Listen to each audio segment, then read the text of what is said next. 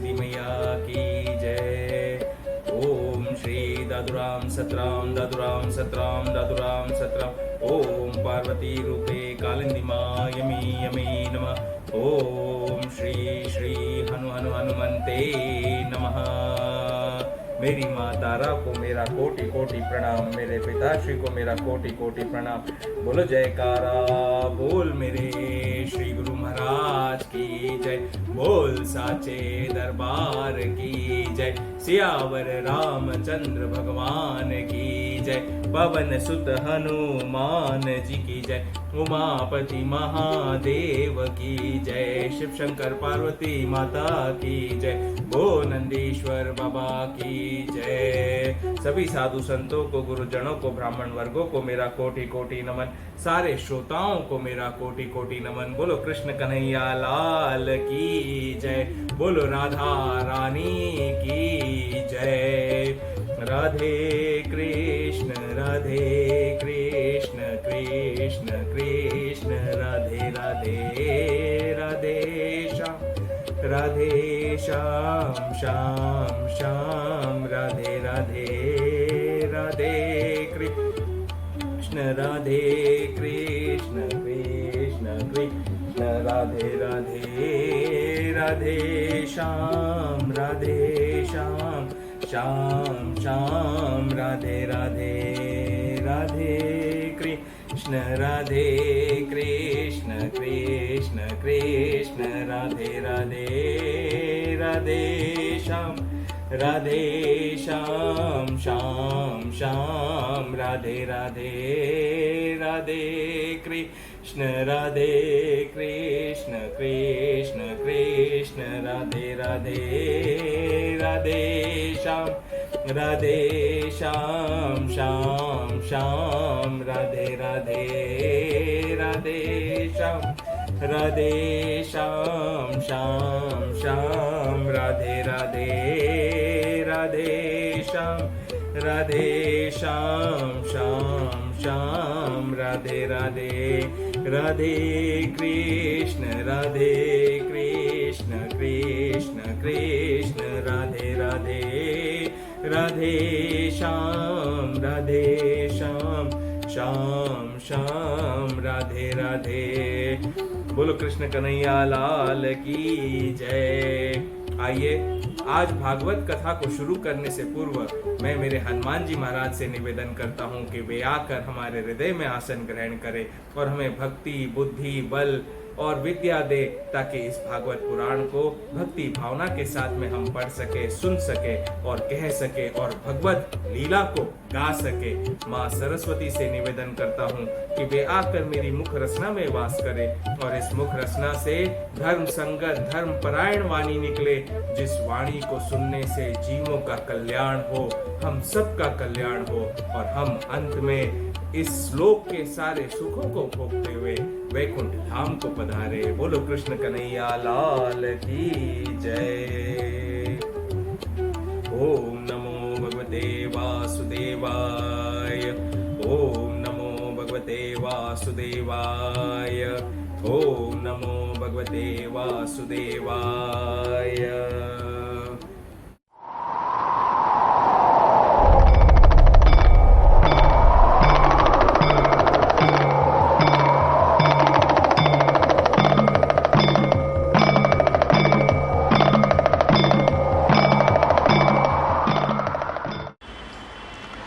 अब आज हम भागवत पुराण के प्रथम स्कंद के 19वें अध्याय में है परीक्षित का अनशन व्रत और सुखदेव जी का आगमन।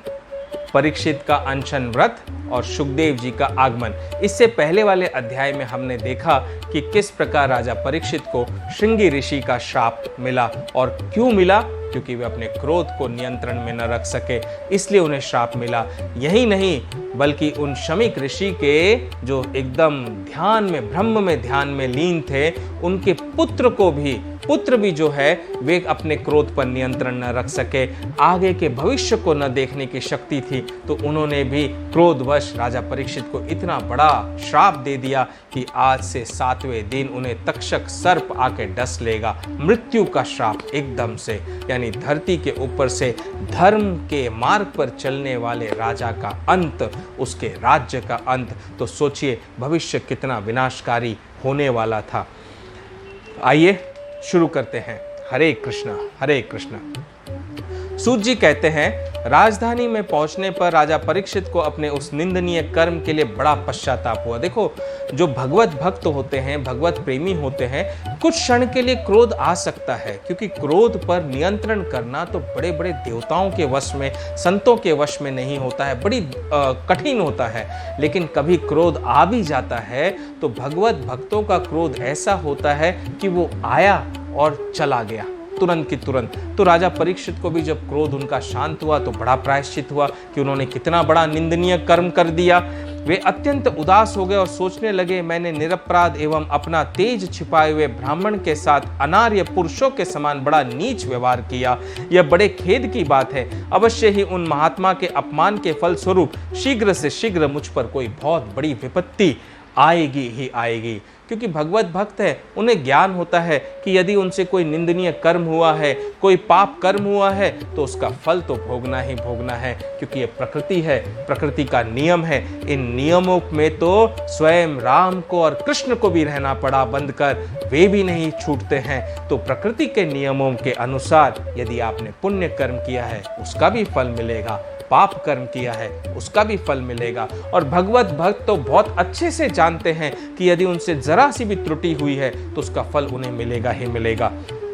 अवश्य ही उन महात्मा के अपमान के फलस्वरूप शीघ्र से शीघ्र मुझ पर कोई घोर विपत्ति आवेगी। मैं भी ऐसा ही चाहता हूँ, क्योंकि उससे मेरे पाप का प्रायश्चित हो जाएगा और फिर कभी मैं ऐसा काम करने का दुस्साहस नहीं करूँगा। देखा, इसे कहते हैं अंतर मन का शुद्ध होना, कि यदि आपसे कोई गलती हुई है, कोई भूल हुई है, तो उस भूल का प्रायश्चित और उस भूल के पाप के फल को भोगने की तैयारी में रहना आपके चित्त को शुद्ध करता है। और ऐसा ही शुद्ध चित्त परीक्षित का था। ब्राह्मणों की क्रोधाग्नि आज ही मेरे राज्य, सेना और भरे पूरे खजाने को जलाकर खाक कर दे, जिससे फिर कभी मुझ दुष्ट की ब्राह्मण, देवता और गौओं के प्रति ऐसी पाप बुद्धि न हो। वे इस प्रकार चिंता कर ही रहे थे कि उन्हें मालूम हुआ कि ऋषि कुमार के श्राप से तक्षक उन्हें डस लेगा। इसी प्रकार उन्हें समझ में आ गया। उन्हें वह धधकती हुई आग के समान तक्षक का डसना बहुत भला मालूम हुआ। ऐसे लगा उन्हें कि सही है, मैंने जो निंदनीय कर्म किया है, इतना बड़ा पाप किया है, तो तक्षक नाग का तो मुझे डसना एकदम अनिवार्य है।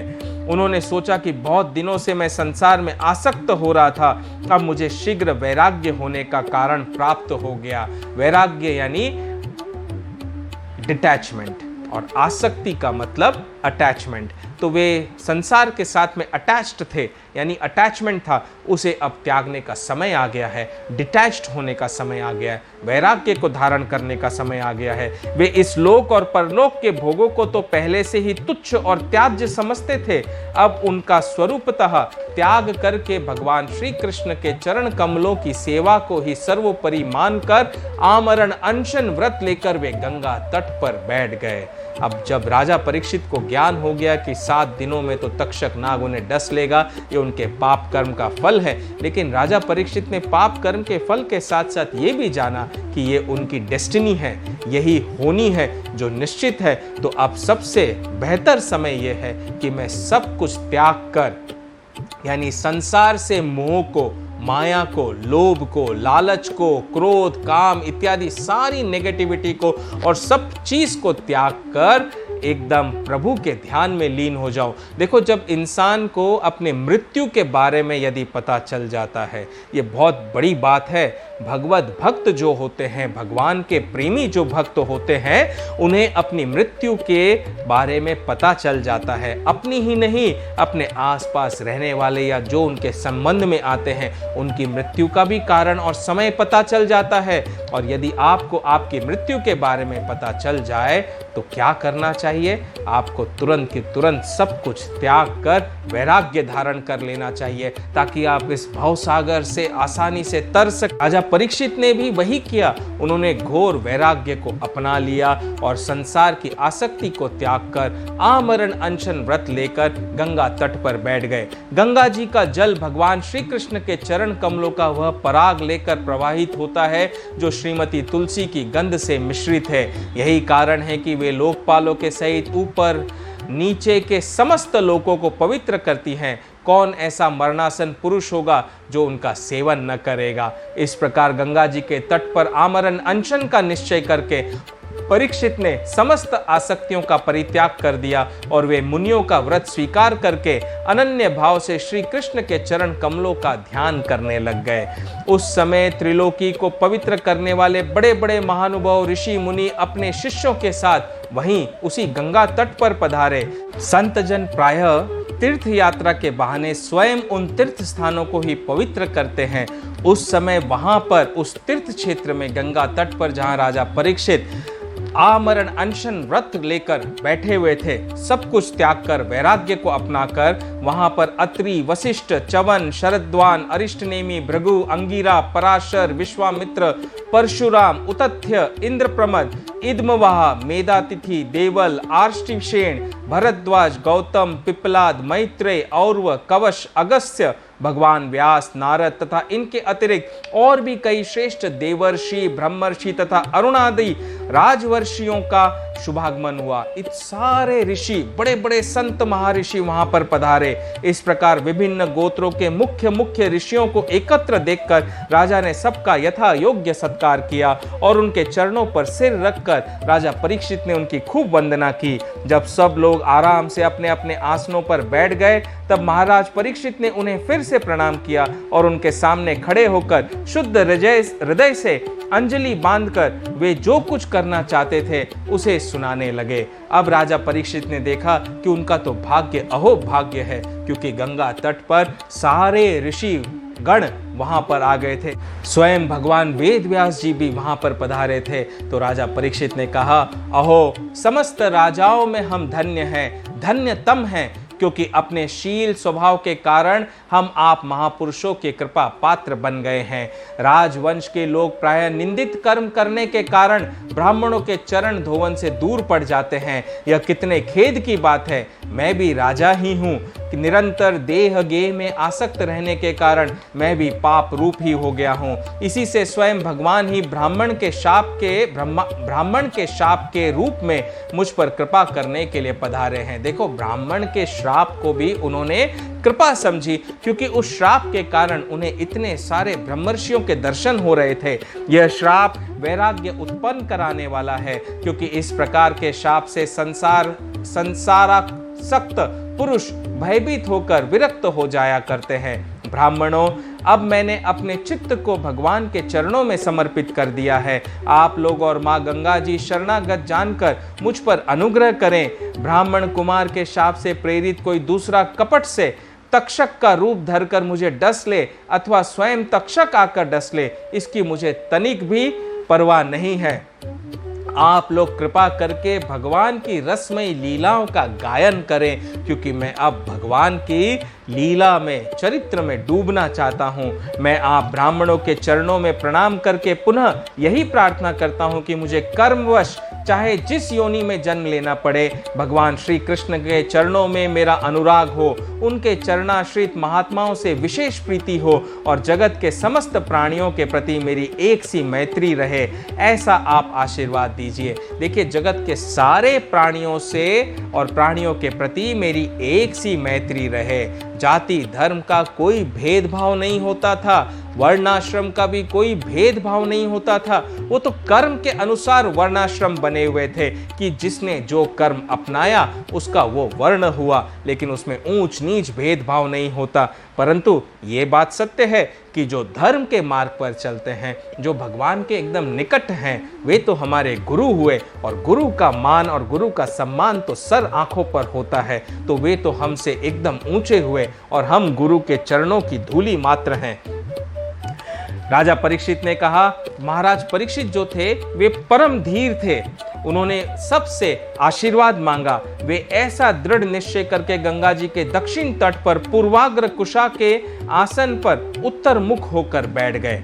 राजकाज का भार तो उन्होंने पहले ही अपने पुत्र जन्मजय को सौंप दिया था। तो राजा परीक्षित का जो पुत्र था वो था जन्मजय, जिन्हें राजा ने अपने सारे राजकाज सौंप दिए थे। पृथ्वी के एक छत्र सम्राट परीक्षित जब इस प्रकार आमरण अनशन का निश्चय करके बैठ गए, तब आकाश में स्थित देवता लोग बड़े आनंद से उनकी प्रशंसा करते हुए वहां पृथ्वी पर पुष्पों की वर्षा करने लगे तथा उनके नगाड़े बार बार बजने लगे। सभी उपस्थित महर्षियों ने परीक्षित के निश्चय की प्रशंसा की और साधु साधु कहकर उनका अनुमोदन किया। ऋषि लोग तो स्वभाव से ही लोगों पर अनुग्रह की वर्षा करते रहते हैं। यही नहीं, उनकी सारी शक्ति लोक पर कृपा करने के लिए ही होती है। उन लोगों ने भगवान श्री कृष्ण के गुणों से प्रभावित परीक्षित के प्रति उनके अनुरूप वचन कहे।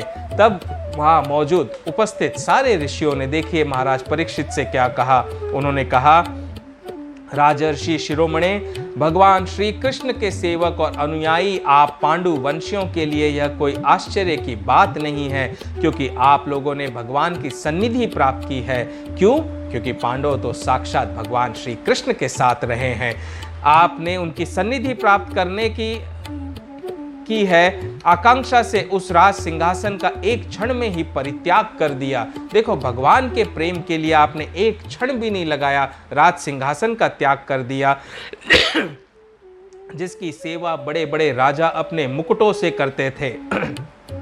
हम सब तब तक यहीं रहेंगे जब तक ये भगवान के परम भक्त परीक्षित अपने नश्वर शरीर को छोड़कर माया दोष एवं शोक से रहित भगवत धाम में नहीं चले जाते हैं। तो महर्षियों ने कहा कि वे सब उस समय तक वहां पर रहेंगे जब तक राजा परीक्षित स्वयं माया मोह से रहित उस भगवत धाम में नहीं पहुंच जाते, अपने शरीर को त्याग कर, जिसे जाने के लिए, जहां जाने के लिए हर संत पुरुष तरसते हैं। भगवत धाम वो स्थान जो माया से रहित है, जो मोह से रहित है। ऋषियों के ये वचन बड़े ही मधुर, गंभीर, सत्य और समता से युक्त थे। उन्हें सुनकर राजा परीक्षित ने उन योग युक्त मुनियों का अभिनंदन किया और भगवान के मनोहर चरित्र सुनने की इच्छा से ऋषियों से प्रार्थना की। राजा ने कहा, हे महात्माओं, आप सभी सब ओर से यहाँ पधारे हैं। आप सत्यलोक में रहने वाले मूर्तिमान वेदों के समान हैं। आप लोगों का दूसरों पर अनुग्रह करने के अतिरिक्त जो आपका सहज स्वभाव ही है, इस लोक या परलोक में और कोई स्वार्थ नहीं है। विप्रवरों, आप लोगों पर पूर्ण विश्वास करके मैं अपने कर्तव्य के संबंध में यह पूछने योग्य प्रश्न करता हूं। अब देखिए राजा परीक्षित कौन से प्रश्न करते हैं। आप सभी विद्वान परस्पर विचार करके बतलाइए कि सबके लिए, सब अवस्थाओं में और विशेष करके थोड़े ही समय में मरने वाले पुरुषों के लिए अंतःकरण और शरीर से करने योग्य विशुद्ध कर्म कौन सा है। तो देखो कितना बड़ा प्रश्न और कितना गूढ़ रहस्य वाला प्रश्न है कि सबके लिए, सब अवस्थाओं में और विशेष करके थोड़े ही समय में मरने वाले पुरुषों के लिए अंतःकरण और शरीर से करने योग्य विशुद्ध कर्म कौन सा है। तो इस जगह राजा ने ब्राह्मणों से दो प्रश्न किए हैं। अब कौन से दो प्रश्न किए हैं? राजा परीक्षित ने पहला प्रश्न यह किया है कि जीव को सदा सर्वदा क्या करना चाहिए। यानी मरने का ज्ञान नहीं है, लेकिन हमें पता है कि मृत्यु तो निश्चित है, क्योंकि जीवन मिला है तो मृत्यु होनी है। हर चीज इस संसार में जो उपजती है उसका नश्वर होना निश्चित है। तो राजा परीक्षित का सर्वप्रथम पहला प्रश्न यह है कि जीव को सदा सर्वदा क्या करना चाहिए, और दूसरा ये कि थोड़े ही समय में जो मरने वाले हैं उनका क्या कर्तव्य है। बहुत ध्यानपूर्वक, जिनको पता है कि उनकी मृत्यु निकट है तो उनके लिए उनका क्या कर्तव्य है, उन्हें कौन सा कर्म करना चाहिए, ये ही 2 प्रश्न उन्होंने श्री सुखदेव जी से भी किए थे तथा क्रमशः इन्हीं दोनों प्रश्नों का उत्तर द्वितीय स्कंद से लेकर 12 स्कंद पर्यंत श्री सुखदेव जी ने दिया है। देखो, 2 प्रश्नों के उत्तर में पूरा भागवत पुराण है। और कौन से 2 प्रश्न?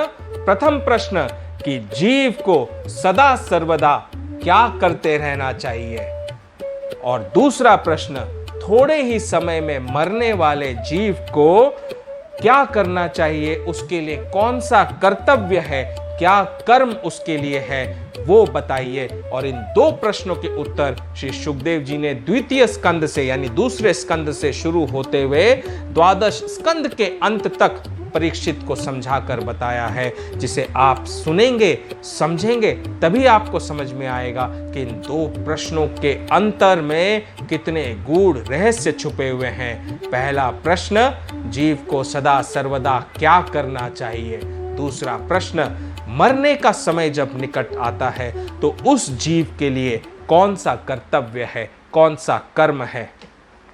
उसी समय पृथ्वी पर स्वेच्छा से विचरण करते हुए किसी की कोई अपेक्षा न रखने वाले व्यास नंदन भगवान श्री सुखदेव जी महाराज वहां प्रकट हो गए। वे वर्ण अथवा आश्रम के बाह्य चिन्हों से रहित एवं आत्मानुभूति में संतुष्ट थे। बच्चों और स्त्रियों ने उन्हें घेर रखा था। उनका वेश अवधूत का था। 16 वर्ष की अवस्था थी। चरण, हाथ, जंघा, भुजाएं, कंधे, कपोल और अन्य सब अंग अत्यंत सुकुमार थे। नेत्र बड़े बड़े और मनोहर थे। नासिका कुछ ऊंची थी। कान बराबर थे। सुंदर भौवें थी। इनके मुख बड़ा ही शोभायमान हो रहा था। गला तो मानो सुंदर शंख ही था। हंसली ढकी हुई, छाती चौड़ी और उभरी हुई, नाभि भंवर के समान गहरी तथा उदर बड़ा ही सुंदर त्रिबली से युक्त था। लंबी लंबी भुजाएं थी। मुख पर घुंघराले बाल बिखरे हुए थे। इस दिगंबर वेश में वे श्रेष्ठ देवता के समान तेजस्वी जान पड़ते थे। श्याम रंग था। चित्त को चुराने वाली भरी जवानी थी। वे शरीर की छटा और मधुर मुस्कान से स्त्रियों को सदा ही मनोहर जान पड़ते थे। यद्यपि उन्होंने अपने तेज को छिपा रखा था, फिर भी उनके लक्षण जानने वाले मुनियों ने उन्हें पहचान लिया और वे सब के सब अपने अपने आसन छोड़कर उनके सम्मान के लिए उठ खड़े हो गए। राजा परीक्षित ने अतिथि रूप से पधारे हुए श्री सुखदेव जी को सिर झुकाकर प्रणाम किया और उनकी पूजा की। उनके स्वरूप को न जानने वाले बच्चे और स्त्रियां उनकी यह महिमा देखकर वहां से लौट गए। सबके द्वारा सम्मानित होकर श्री सुखदेव जी श्रेष्ठ आसन पर विराजमान हुए। ग्रह, नक्षत्र और तारों से घिरे हुए चंद्रमा के समान ब्रह्मर्षि, देवर्षि और राजर्षियों के समूह से आवृत श्री सुखदेव जी अत्यंत शोभायमान हुए। वास्तव में वे महात्माओं के भी आदरणीय थे। जब प्रखर बुद्धि श्री सुखदेव जी शांत भाव से बैठ गए, तब भगवान के परम भक्त परीक्षित ने उनके समीप आकर और चरणों पर सिर रखकर प्रणाम किया। फिर खड़े होकर हाथ जोड़कर नमस्कार किया। उसके पश्चात बड़ी मधुर वाणी से उनसे यह पूछा। देखिए, अब राजा परीक्षित ने सुखदेव जी से भी क्या पूछा। ब्रह्म स्वरूप भगवान, आज हम बड़भागी हुए, क्योंकि अपराधी क्षत्रिय होने पर भी हमें संत समागम का अधिकारी समझा गया है। अपराधी क्षत्रिय क्यों? क्योंकि उनसे एक बड़ा ही निंदनीय कर्म हो गया था। वो जो ऋषि के गले में मरे हुए सर्प को डाल दिया था क्रोधवश आकर। तो अपने आप को अपराधी मानते हुए भी उन्हें जो ये ऋषियों का समागम प्राप्त हुआ था, उससे वे बड़े प्रसन्न थे। आज कृपा पूर्वक अतिथि रूप से पधार कर आपने हमें तीर्थ के तुल्य पवित्र बना दिया। आप जैसे महात्माओं के स्मरण मात्र से ही गृहस्थों के घर तत्काल पवित्र हो जाते हैं। फिर दर्शन, स्पर्श, पाद प्रक्षालन और आसन दान आदि का सुअवसर मिलने पर तो कहना ही क्या है। महायोगिन, जैसे भगवान विष्णु के सामने दैत्य लोग नहीं ठहरते, वैसे ही आपकी सन्निधि से बड़े बड़े पाप भी तुरंत नष्ट हो जाते हैं। अवश्य ही पांडवों के सुरत भगवान श्री कृष्ण मुझ पर अत्यंत प्रसन्न हैं। उन्होंने अपने फुफेरे भाइयों की प्रसन्नता के लिए उन्हीं के कुल में उत्पन्न हुए मेरे साथ भी अपने पन का व्यवहार किया है। भगवान श्री कृष्ण की कृपा न होती तो आप सरीखे एकांत वन वनवासी अव्यक्त गति परम सिद्ध पुरुष स्वयं पधार कर इस मृत्यु के समय हम जैसे प्राकृत मनुष्य को क्यों दर्शन देते। देखो, बड़े बड़े संतों के दर्शन मिलना बड़ा कठिन होता है और उनके दर्शन मात्र से सारे पाप नष्ट हो जाते हैं। इस समय जब मैं ये कथा पढ़ रहा हूं, 144 वर्षों में एक बार आने वाला महाकुंभ इस समय भारतवर्ष में चल रहा है। प्रयागराज में महाकुंभ जो 144 वर्षों में एक बार आता है और उस महाकुंभ में अनेकों साधु संतों का समागम लगा हुआ है और वहीं उन्हीं साधु संतों के दर्शन करने के लिए बड़े बड़े कोने कोने से देश विदेश के कितने ही लोग, कितने ही भक्तगण वहां पर आ रहे हैं। करोड़ों की संख्या में लोग प्रयागराज जा रहे हैं, संगम में डुबकी लगा रहे हैं और आ रहे हैं। क्यों? क्योंकि वहां पर बड़े बड़े संत आते हैं और संतों के समागम मात्र से, उनकी संगत मात्र से आपके सारे पाप कर्म यूं चुटकी बजाते नष्ट हो जाते हैं। आप योगियों के परम गुरु हैं, इसलिए मैं आपसे परम सिद्धि के स्वरूप और साधन के संबंध में प्रश्न कर रहा हूं। देखिए, परीक्षित जी किसके लिए प्रश्न कर रहे हैं? परम सिद्धि के स्वरूप और साधन के संबंध में प्रश्न कर रहा हूं।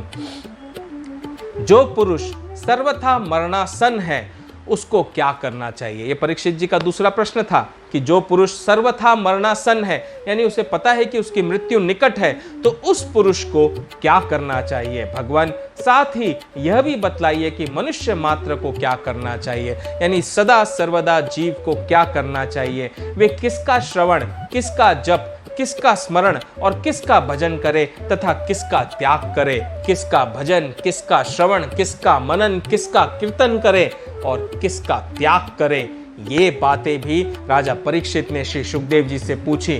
भगवत स्वरूप मुनिवर, आपका दर्शन अत्यंत दुर्लभ है, क्योंकि जितनी देर एक गाय दूही जाती है गृहस्थों के घर पर, उतनी देर भी तो आप नहीं ठहरते। सूत जी कहते हैं, जब राजा ने बड़ी ही मधुर वाणी में इस प्रकार संभाषण एवं प्रश्न किए, तब समस्त धर्मों के मर्मज्ञ व्यास नंदन भगवान श्री सुखदेव जी ने उनका उत्तर देने का निश्चय किया और उन्हें उनके 2 प्रश्नों के उत्तर देना शुरू किया। उन 2 प्रश्नों के उत्तर में द्वितीय स्कंद से लेकर द्वादश स्कंद 11 स्कंद चलेंगे और करीब करीब 300 से भी ज्यादा अध्याय 2 प्रश्नों के उत्तर के लिए है।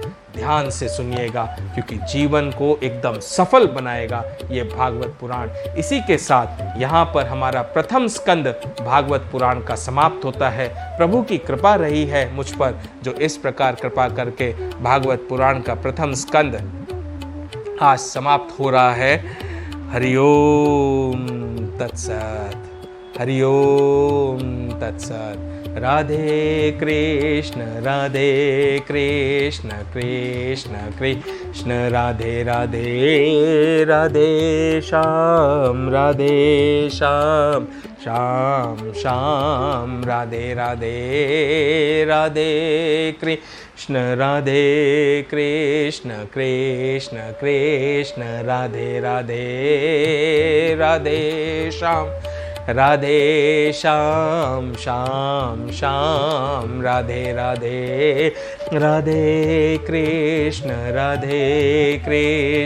कृष्ण कृष्ण राधे राधे, राधे श्याम, राधे श्याम श्याम श्याम, राधे राधे। हरे कृष्ण कृष्ण कृष्ण हरे हरे।